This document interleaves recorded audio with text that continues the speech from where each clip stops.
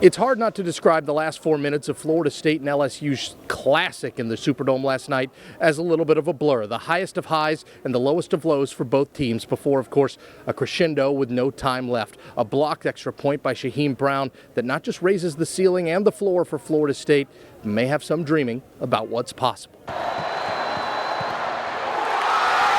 The sighs, or in this case, screams of relief. Florida State weathered the storm and arguably the craziest final 2 minutes of any game in this newborn college football season to emerge victorious. The stage wasn't too big, the lights weren't too bright, and the crowd wasn't too loud. Yes, the Seminoles are 2-0 for the first time in 6 seasons. The good feelings and the good times rolling after a classic in the Big Easy. And yet, all this amongst a game that mistakes and miscues made a nail-biter, something the Noles know all too well.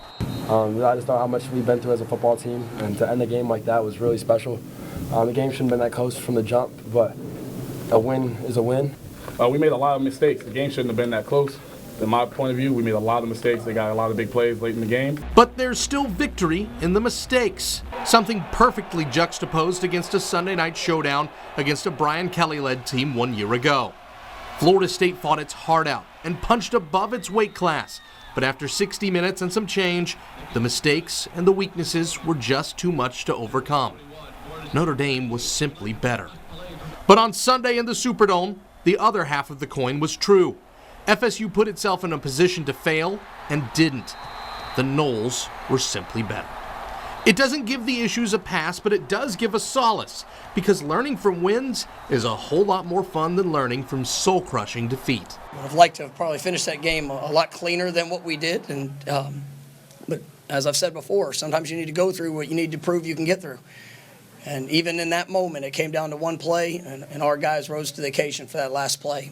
Make no mistake, Sunday night is not necessarily a referendum on the season to come in Tallahassee. After all, 1 year ago, the Garnet and Gold followed up a valiant underdog effort with one of the darkest hours in the program's illustrious history. But on Monday night, as Clemson struggles with Georgia Tech, Louisville licks its wounds from a Syracuse blowout, and NC State finds itself lucky to be 1-0, there's a great chance at least once you've let your mind wander not to what's probable, but to what's possible. Not what now, but what's next. Mike Norvell's program has finally earned the right not to ask how low it can go, but how high it can climb. The Seminoles have played 2 weeks of football, and for the first time in a long time, either under Jimbo, Willie, or Mike, the season is ahead of them, and not over before it started.